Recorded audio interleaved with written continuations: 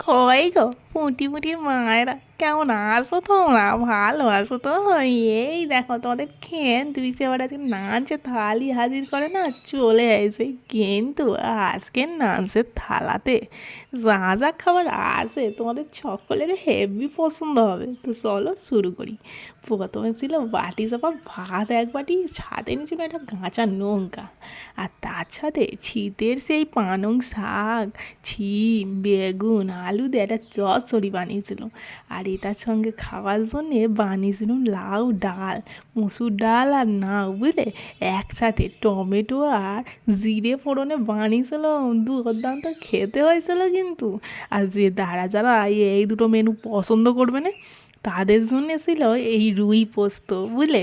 ও কি সুন্দর হয়েছিল গো এই রুই পোস্তটা, একদম মুখে মিলিয়ে যাওয়ার মতো, কি দারুণ টেস্ট, কি আর বলবো। সাথে ছিল কুচনো স্যালাড, শসা, টমেটো, পেঁয়াজ, ধনেপাতা, এই সকল দিয়ে একটা স্যালাড বানিয়েছিল।